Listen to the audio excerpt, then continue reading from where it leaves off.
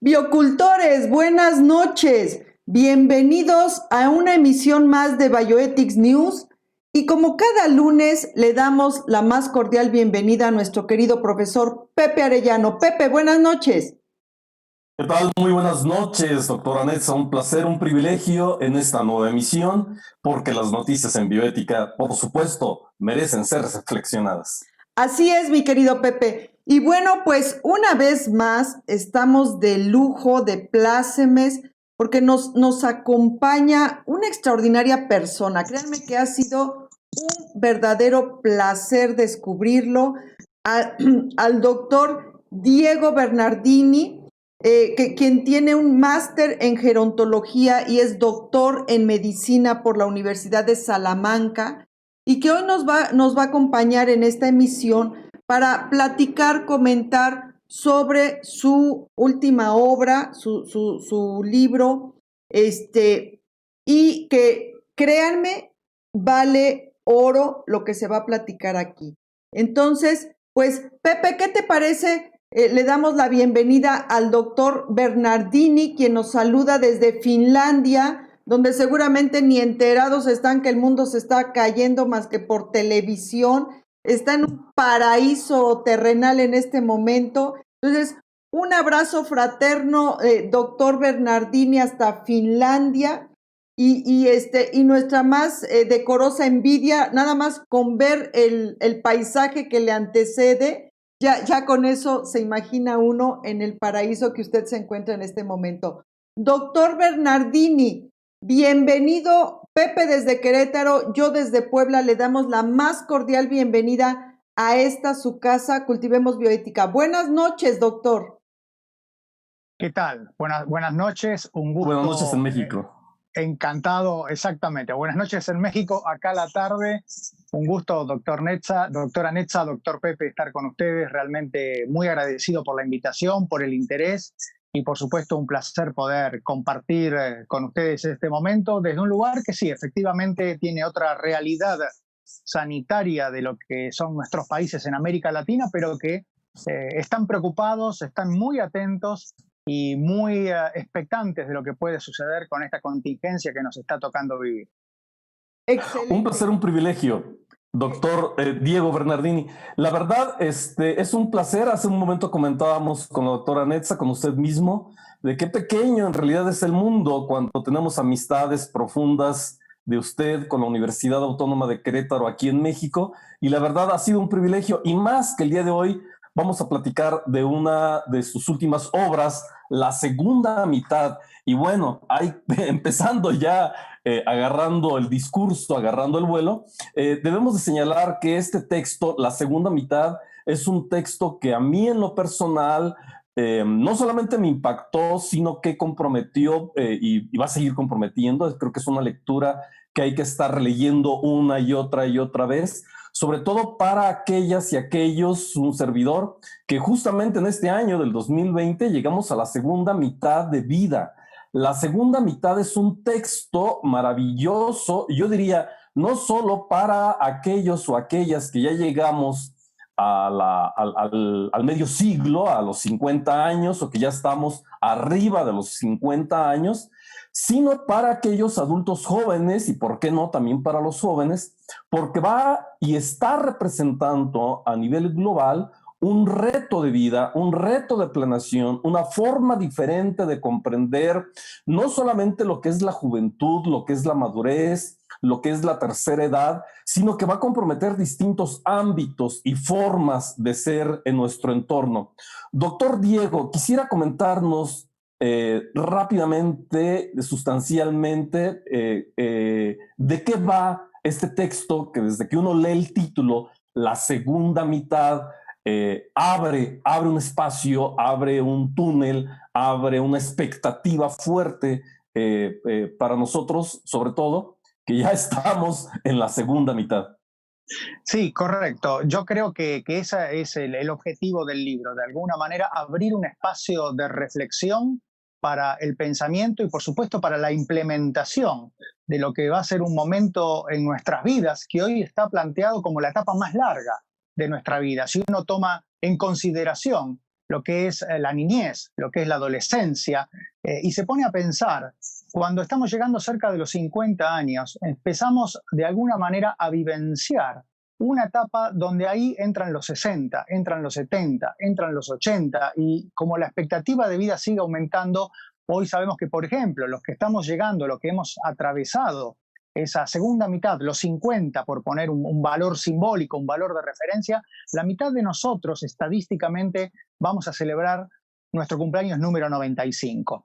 Ese libro es un libro que, bueno, que se publicó en Argentina en el mes de septiembre pasado, ya prácticamente hace un año, que si todo va bien, contingencia mediante, saldrá publicado en México por Editorial Vergara, el sello Vergara, que pertenece al grupo Random House a fin de este año. De alguna manera consolida mucho tiempo de experiencia, de investigaciones, de docencia, de viajes por distintos lugares donde me ha tocado de alguna manera compartir docencia, también investigación, pero por supuesto vivir, y así de alguna forma poder plasmar en un libro que yo creo que es muy ajeno, que si bien tiene un orden, porque son 7 capítulos donde en algún sentido se fundamenta el porqué de la segunda mitad y la necesidad de encarar una nueva longevidad con otra forma de pensar, atraviesa espacios tan interesantes como lo que significa la actividad física, lo que significan las relaciones sociales, y en ello viene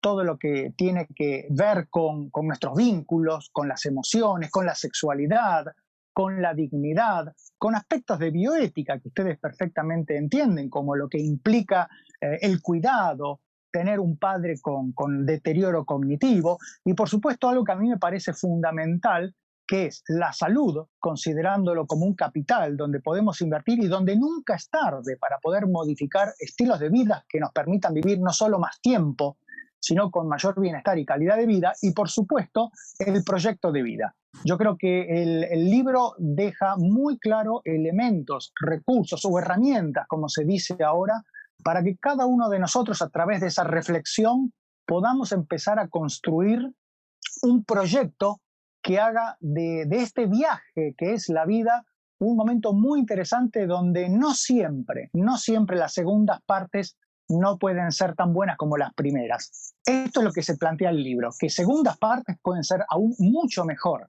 que las primeras si nos apoyamos en la experiencia y en el capital de vida que tenemos.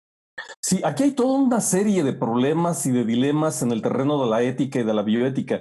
Si bien es cierto, a partir de 1960 concretamente, cuando la Organización de las Naciones Unidas comienza a hacer una recopilación, un estudio de datos sobre el porcentaje de vida de los seres humanos, a partir de esta década se calcula que más o menos el promedio de vida de una persona a nivel mundial oscilaba arriba de los 52, 55 años, y se da un salto cuantitativo, no lo sé si cualitativo, pero sí cuantitativo, a llegar al 2020 con un promedio mundial de vida de 72, 75 años. Es decir, de hablar que el periodo de vida de una persona normal al inicios de siglo estaba alrededor de los 50, 60 años, en este tiempo, en un tiempo breve, dimos un salto descomunal para que las personas a nivel global pudieran llegar incluso ya a hablarse de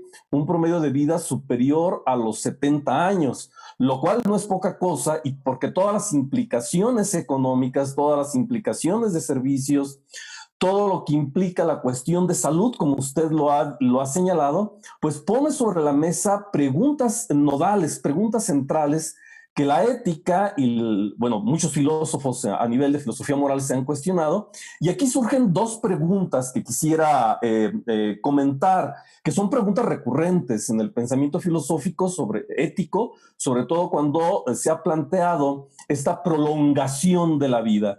La primera de ellas es si la vida, vivir más tiempo, es algo deseable. Doctor. Sí, bueno, hay varias cuestiones que me parecen relevantes en vuestra reflexión. La primera es cierto, en el año 67, cuando yo nací, en México la expectativa de vida era de 57 años. Y hoy estamos en un promedio de 77, con un extremo en el estado de Nuevo León, donde se excede un poco más los 78 años, y una diferencia de prácticamente 3, 4 años con los estados del sur, hablo de Chiapas y de Oaxaca fundamentalmente. Y realmente esto, en términos demográficos, está muy bien utilizada la expresión que mencionaste. Es brutal, es un cambio muy, muy fuerte, muy significativo. Ahora bien, se extiende la expectativa de vida y se extiende en muchos otros momentos. Se extiende la vida laboral, se modifican los vínculos, se modifica nuestro propio proyecto, se modifica nuestra salud, están apareciendo. A veces los pacientes y la gente me pregunta, bueno, pero ¿qué pasa con las demencias, con el deterioro cognitivo? No es que antes no existían. ¿Qué pasa con ciertos cánceres, con ciertos procesos oncológicos? Bueno, en realidad existieron. Lo que pasa que ahora, como estamos viviendo más y como son problemas de salud vinculados a la longevidad, hoy los estamos viendo en mucha mayor medida. Además de que, por supuesto, se mejoraron y se optimizaron los métodos de diagnóstico y de tratamiento. Ahora bien, la pregunta es, ¿queremos vivir más? ¿Cómo queremos vivir? Yo soy particularmente muy crítico cuando leo titulares que nos dicen el límite de la edad va a estar en los 100 años o está en los 120, que es donde aproximadamente hoy la literatura, la evidencia científica nos dice que podría estar lo que en inglés se llama lifespan, ¿no? Que es la longitud o la extensión de la vida de una determinada especie, en este caso de los humanos. Y como seguramente ustedes saben, hay inclusive muchos fondos puestos en investigación y hay inclusive quienes ya hablan de la inmortalidad, de que el primer ser humano inmortal ya nació. Yo, por lo menos en relación a lo que son mis principios, pero también lo que es mucho de mi experiencia de años de llevar tratando personas mayores, busco de alguna manera, soy muy respetuoso de un equilibrio que tiene que ver entre lo cuantitativo y lo cualitativo, entre la cantidad y la calidad. Tenemos muchas personas que llegan con condiciones de salud que no son óptimas. Entonces, cuando a veces escuchamos y les preguntamos, muchas veces ellos son quienes mismos nos dicen, doctor, vivir así no vale la pena. Tenemos que respetar. En este tipo de respuestas, a veces es muy difícil poder generalizar cuando el mismo paso del tiempo es una construcción diaria de diversidad y de diferencia, porque no hay dos personas mayores iguales.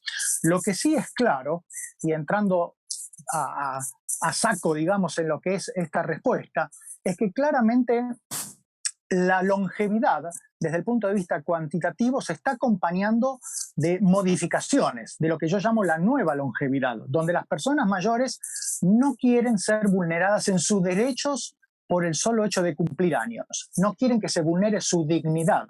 Quieren poder decidir hasta el último día de sus vidas. Y aquí entran desafíos que seguramente ustedes como yo coincidimos, en los que cada día estamos trabajando, que tiene que ver, por ejemplo, con aspectos de esos derechos de los cuales hablábamos, de la propia decisión, pero también aspectos vinculados al cuidado, a la muerte asistida, porque yo soy de los que creen que un buen morir forma parte de un buen vivir. Y estos son dilemas, son desafíos y son discusiones que como sociedad todavía nos debemos y que por supuesto tienen múltiples abordajes que deben y pueden ser respetados. Claro, creo que está usted, doctor, tocando un punto central y regresando nuevamente a la propuesta de su libro, que es la modificación en la expectativa. Esta expectativa de mayor vida transforma radicalmente la manera en que hemos considerado las personas que saltamos este número mágico de los 50 años y que nos tenemos entonces que poner a reflexionar sobre ciertos aspectos y ciertas modificaciones en la manera en que nos hemos desarrollado o hemos asumido una vida madura o una vida adulta. Señalaba aspectos como la cuestión del trabajo, la cuestión del ejercicio, la modificación en las relaciones interpersonales, la cuestión de la afectividad. Cuando alguien pensaba que una persona después de los 50 años, la cuestión de la afectividad, de las relaciones sexuales o de la libido se acababa. No solamente esta prolongación de la vida trae como resultado una mayor necesidad de las personas, ahora les llamamos personas maduras, ¿no? Debemos de pensar en un futuro, no ya como un futuro que se está acabando o una expectativa de vida que se está acabando, sino apenas el inicio del florecimiento. Algunos aspectos que usted hablaba en su libro es que justamente la década de los 50 para las personas equivaldría en alguna forma tener cierta estabilidad emocional, cierta tranquilidad, ya un trabajo más o menos fijo, posiblemente el replantearse si se quiere tener la misma pareja o si deseamos incluso el tener un cambio en nuestra forma afectiva o con quien nos hemos desarrollado. ¿Cuáles serían las apreciaciones que usted nos pudiera compartir para las personas que tenemos 50 años y que la vida, alguien diría, pues apenas comienza? Sí, efectivamente. Y esto es muy interesante porque, como vos mencionabas, nos agarra en un momento de cierta estabilidad, donde de alguna manera los que pudimos o quisimos, ya hicimos una cierta familia, ya tenemos una experiencia de trabajo, ya sabemos un poco más qué nos hace bien y qué no. Tuvimos pérdidas, pero también tuvimos ganancia y al mismo tiempo estamos viendo un horizonte donde socialmente un evento que es administrativo, como significa la jubilación, por ejemplo, para aquellos que trabajan en situación de dependencia en alguna empresa o en alguna institución, a los 62, 65 o inclusive antes, a los 60 años, ya de alguna manera nos condiciona a un retiro que, como decía, es un evento que es administrativo, pero que tiene fuertes implicancias sociales, porque nos convertimos en jubilados, nos convertimos en retirados, nos convertimos en clase pasiva, nos jubilan de nuestra opinión, de nuestro rol protagónico, de nuestra posibilidad de dar o inclusive de sentir, porque en el imaginario y en los mensajes que muchas veces recibimos de la sociedad no tenemos siquiera derecho a una sexualidad plena como la hemos tenido hasta ese momento. La realidad es que las investigaciones, la experiencia, los que hacemos trabajo clínico con personas, nos damos cuenta que nada de esto es cierto. Nos damos cuenta que la erótica, que el deseo no tienen fecha de jubilación, que la forma de estar vigentes, de aprender, de estar ayornados con el día a día, tampoco tiene fecha de caducidad, porque hay una realidad.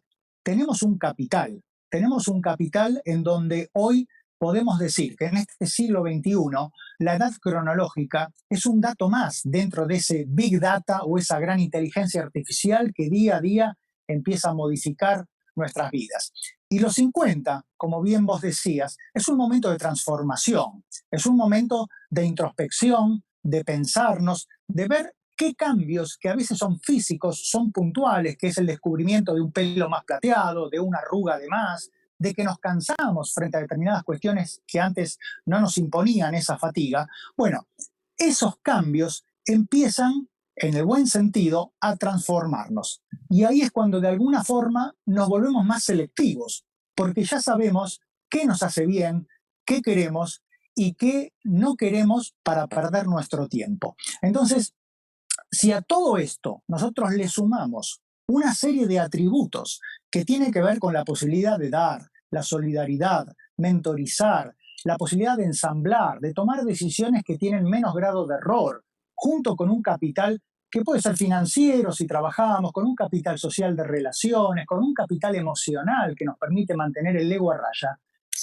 La ecuación es muy fácil. Tenemos mucho más por ganar que por perder. Y esto es lo que tenemos que empezar a mirar. Pero para esto claramente hay que modificar no solo la forma en que nosotros miramos y nos plantamos, ante la vida, sino cómo la sociedad nos mira. Igual de toda esta forma, yo les advierto que estamos modificando, estamos transformando la sociedad y es el cambio más significativo para las próximas décadas. ¿Cuáles serían los riesgos de esta prolongación de la vida, no solamente a nivel personal, sino a nivel social? Es decir, hoy por hoy es obvio que nos enfrentamos muchas de las veces ante actitudes de carácter de gerontofobia, es decir, ser viejo es malo, llegar a una edad ya muy madura es algo que ya no vale la pena tomarlo en cuenta, como bien lo apuntaste hace un momento. ¿Cuáles serían los riesgos principales de no entender a nivel social esta prolongación de la vida y que justamente la segunda mitad no equivale a la anulación del sujeto, a la anulación de su dignidad, a la anulación de su deseo, como hace un momento bien lo comentabas?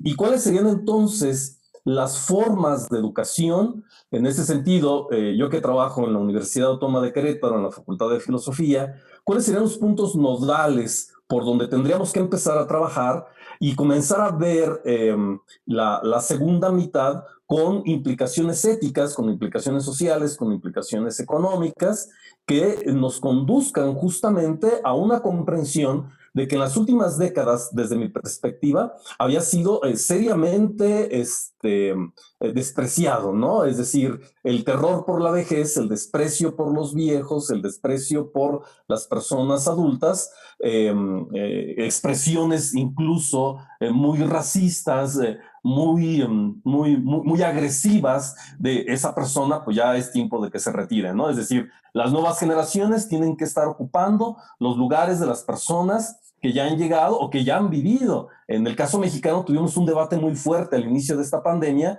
sobre el famoso triaje, donde algunas personas empezaban a comentar de que las personas de la tercera edad pues ya no eran sujetos de atención médica en caso de que tuvieran COVID. Se hizo un gran debate. Por fortuna, el sistema de triaje en México descartó por completo esta idea de que una persona, por el hecho de ser mayor de edad o por el hecho de tener una edad avanzada, ya ni siquiera era objeto en un momento determinado, de atención clínica.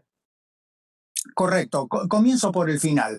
Yo creo que ahí está el punto. Yo creo que la aproximación de derechos humanos no tiene que ser una aproximación que esté solamente limitada a los niños, a las mujeres o a las personas con discapacidad.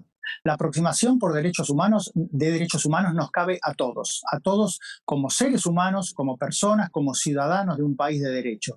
Y esto implica que las personas mayores, como mencioné antes, por el solo hecho, no las personas mayores en sí, sino todos nosotros, porque de alguna manera la longevidad hoy es un éxito en el desarrollo de los países. Que las personas, que los ciudadanos vivan más, significa que ese país puede brindar determinadas condiciones.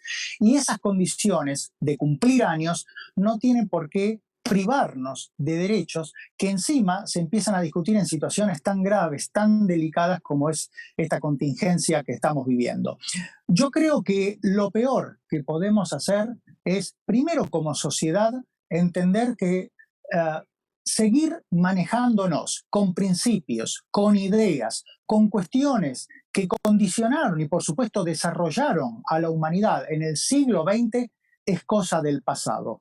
Hoy estamos hablando de un nuevo siglo donde los trabajos son más cognitivos, donde los valores intangibles que tiene esa persona que vivió y que va a seguir viviendo múltiples transiciones en su curso de vida son un asset, son un valor agregado en su vida y forman parte de ese capital que forma a cada uno de nosotros. Pensar, por ejemplo, en la jubilación, como se pensó a inicios del siglo pasado, cuando apenas el 5% de las personas llegaban a disfrutar de ese derecho, porque además era una vida donde las jornadas laborales eran muy largas y el trabajo era muy físico. Es seguir pensando como se pensaba hace 100 años atrás.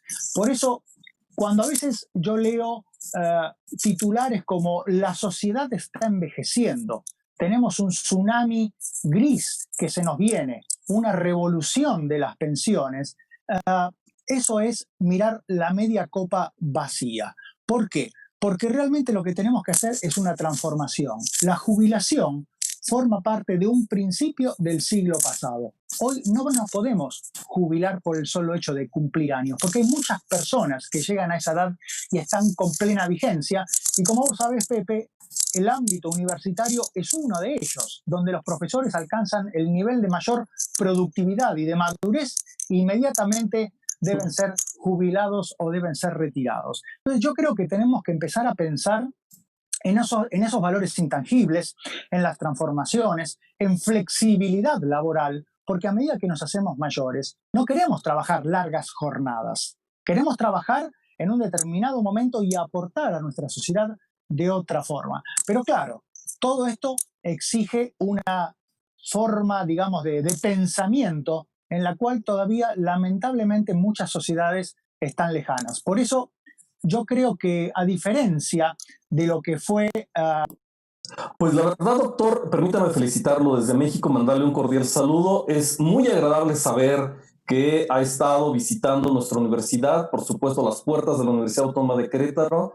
El hecho están abiertas para usted y sobre todo, pues, de que hoy en la actualidad tenemos un fuerte impulso en la materia de la ética y la bioética.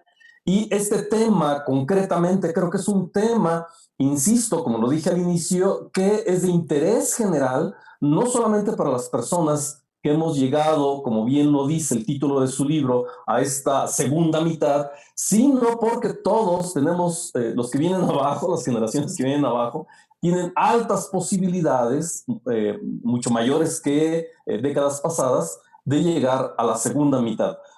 Felicidades y enhorabuena. Doctora Netza. Sí, a mí me parece que desde el punto de vista bioético es un paso, o sea, es meter un pie en un cambio de paradigma, en un cambio de paradigma donde no solo es el concepto en sí, sino reestructurar el contenido de los conceptos. O sea, en este sentido, para empezar, romper la tradición biologista, la concepción biologista de la vida, en el sentido de vivir más por vivir más, de aferrarse a una prolongación de vida, pero en el mero sentido biológico.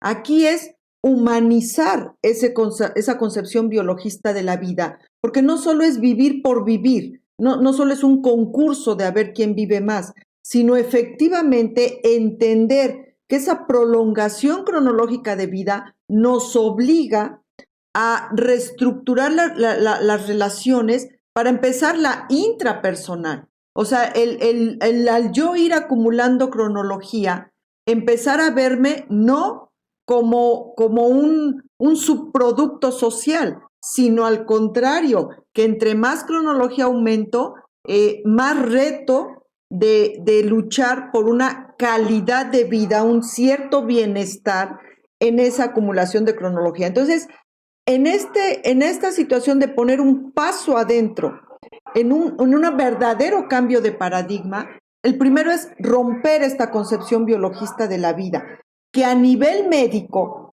nos pone en esta situación de distanasia, muertes cruentas, prolongación de agonía, por este afán de aferrarse a vivir por vivir. Y en otro sentido, porque es un fenómeno muy complejo que tiene, como bien ustedes ya ilustraron, implicaciones económicas, sociales, políticas, humanas, antropológicas, por supuesto, éticas, pero también de relaciones íntimas, primero con mí mismo y después con los demás. Y en esta ruptura de paradigma también entra estos contenidos conceptuales, como decía bien el doctor Bernardini. Un jubilado dice, pues ya, se acabó. Aquí es entender que un jubilado se va a convertir o se tiene que convertir ahora en una fuente donde uno pueda abrevar conocimiento, experiencia. En Japón, seguramente ustedes lo saben, está este jardín el jardín de los especialistas, que en realidad se ocupa para las personas que están desempleadas, pero están ahí ofreciendo sus servicios mientras logran otro empleo. Entonces son personas perfectamente preparadas, con maestrías, doctorados, etcétera, que por alguna circunstancia están desempleadas, están ahí.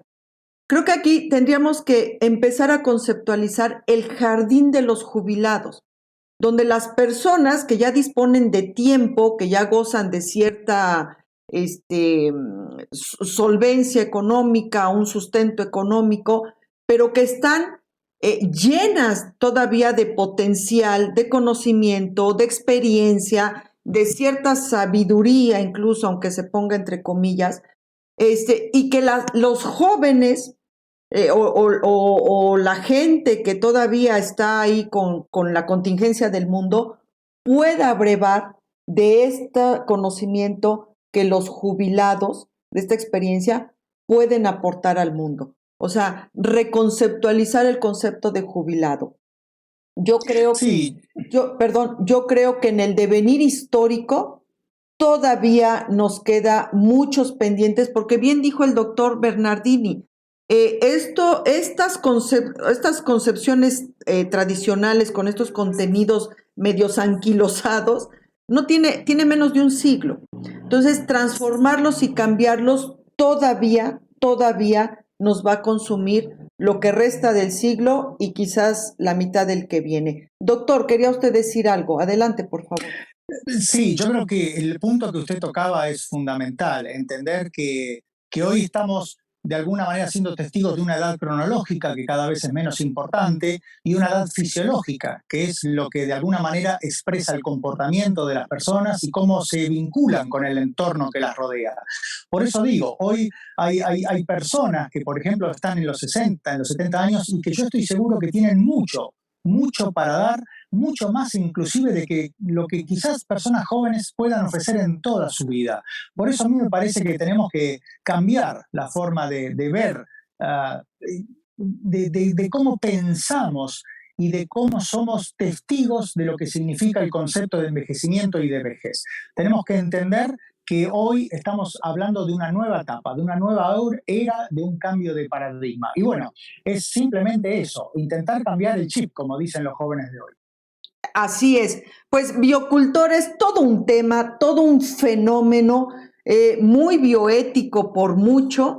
Entonces, creo que el doctor Bernardini va a ser un recurrente invitado a este programa porque a esta historia le faltan muchísimos capítulos. Muy bien, pues doctor, lo invitamos a que nos acompañe en el resto de la emisión, si nos hace el favor, para terminar con las noticias que todavía nos faltan. Pero Biocultores, la segunda mitad, una obra que no solo es recomendable, sino me parece crucial ante este cambio de paradigma que ya estamos viviendo, no tenemos que pensarlo en futuro, está ya en gerundio y que por mucho, tanto por cronología como por profesión, somos agentes de cambio y personajes viviéndolo. Entonces, una lectura por demás recomendable, la segunda mitad de Diego Bernardini. Bien, doctor, por favor, si nos gusta acompañar. Pepe, ¿qué te parece si pasamos a las noticias para terminar la edición de hoy?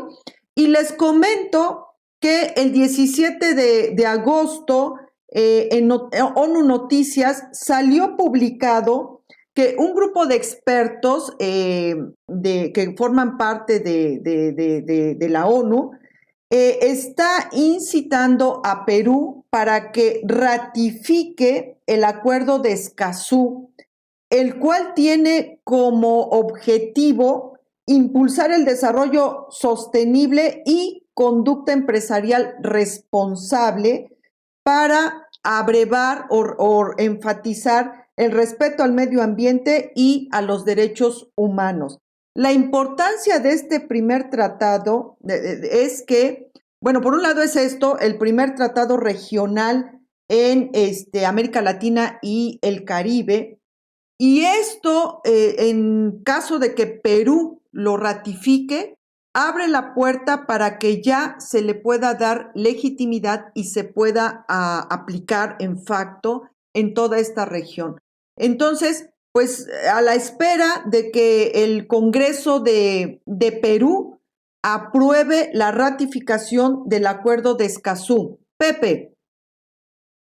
Totalmente de acuerdo. Y en ese mismo tenor hay una noticia que fue la que inundó la semana pasada, a mitad de la semana, todos los diarios y que fue además señalada con bastante importancia, que es, en el caso mexicano, hay una nueva alianza que se anunció con bombo y platillo, que es la alianza México y Argentina. Justamente creo que el doctor Diego es de Argentina, y que junto con la compañía AstraZeneca y financiada ni más ni menos que por Carlos Slim, se va a producir la vacuna contra el COVID-19 en nuestro país, en Argentina, no solamente para México y Argentina, sino para toda América Latina. Esta es una noticia importante, esta es una noticia que es así como la pequeña luz al final de este túnel, y que parece ser que el elemento crucial que cabe destacar en esta alianza para producir la vacuna contra el COVID financiada por Carlos Slim, todos sabemos la potencia económica que representa este señor,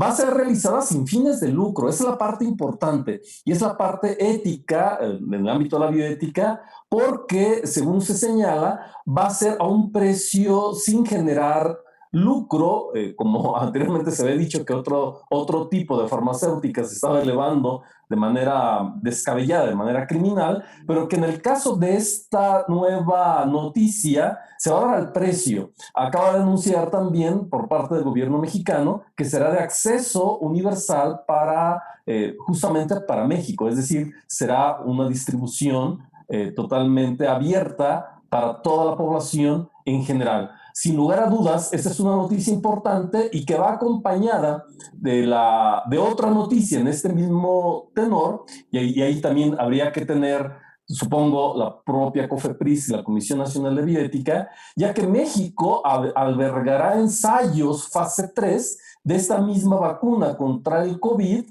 pero esta será justamente no a partir de la anterior, sino a partir del desarrollo de la farmacéutica francesa Sanofi en México, en unión con otro tipo, con otras empresas, y que, bueno, la Secretaría de Salud y la COFEPRIS, la Comisión Nacional de Bioética, pues tiene que estar también muy atenta al protocolo clínico de cada una de estas posibles vacunas.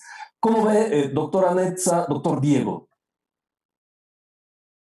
Bueno, mira, México realmente tiene una larga tradición de ser sede de ensayos clínicos fase 3. O sea, realmente eso no es nuevo para México. Pero a mí me parece, entonces México en ese sentido tiene ya mucha experiencia, controles muy bien establecidos. Los institutos nacionales han sido sedes tradicionales de ensayos fase 3, pero aquí creo que el punto que a mí me gustaría resaltar es hablando de reconcepciones, hablando de cambios de paradigma, esta reconcepción de lo que ahora se debe entender por conducta empresarial responsable. Porque este concepto, creo que ahorita Carlos Slim está dando cátedra de lo que debe significar, o sea, de cómo en un momento como esto, un potencial empresarial como el que representa este empresario, le da la vuelta, o sea, le da la vuelta a la tuerca para realmente significar un beneficio social a sociedades, a áreas geográficas, por demás y por muchas razones vulnerables. Y no la vieja concepción de empresa socialmente responsable que significaba 5 computadoras a los niños de la sierra, y no es que eso estuviera mal, pero realmente era querer tapar el sol con un dedo, y hay unas campañas edulcorantes en Navidad y Año Nuevo y regalitos realmente banales, y creían que con eso cumplían.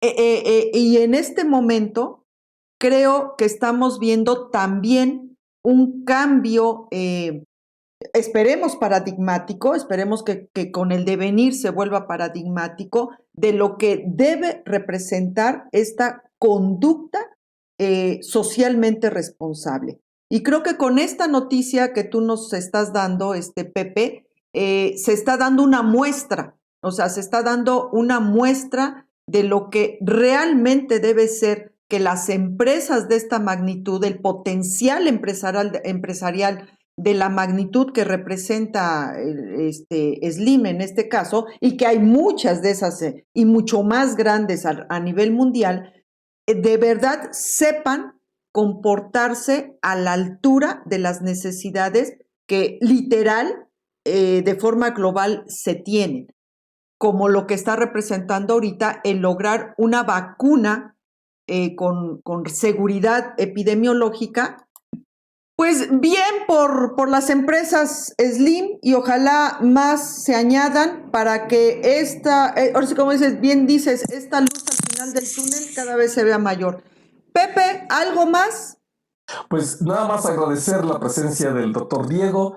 Ojalá que pronto lo tengamos en México, tanto en Puebla como en Querétaro, para una presentación oficial de su libro, La Segunda Mitad, que en lo personal me dejó espantado.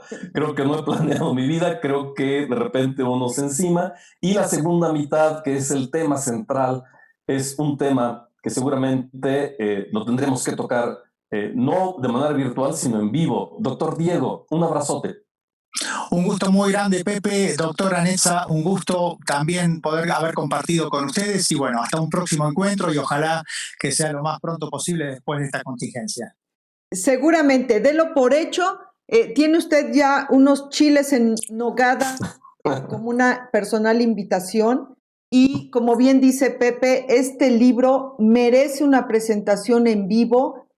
Tiene usted ya desde ahorita la invitación para que se haga, ya sea en el marco de algún evento en Querétaro o en el marco de las actividades que el Observatorio Mexicano de Bioética realiza en Puebla, pero de que este libro merece no solo una presentación en vivo, a mí me parece que merece una fiesta, o sea, una verdadera fiesta, porque la mayoría de las personas que estamos desarrollando este tipo de actividades, pues o ya estamos en la segunda mitad .5 o estamos por entrar a la segunda mitad, y creo que festejar que esta segunda mitad no solo, como bien dijo usted, puede ser la mejor, la más productiva para nosotros,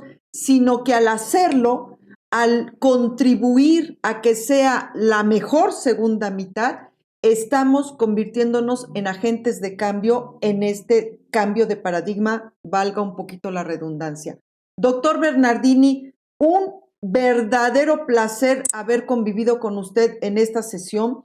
Le extendemos formalmente la invitación para esa presentación en vivo. Cuente ya con ella y seguramente todos los asistentes la van a disfrutar en pleno, porque va a ser una reunión de segundas mitades gozosas, dignas y felices de estar en esa segunda mitad.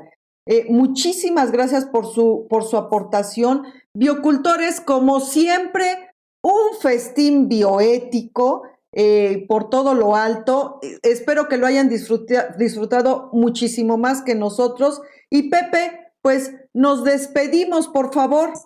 Nos vamos y hasta la próxima emisión, porque las noticias en bioética, por supuesto, merecen ser reflexionadas. Así es, Pepe. Muchísimas gracias, biocultores. Nos vemos el próximo lunes y recuerden, por el bienestar de todos, cultivemos bioética. Hasta la próxima.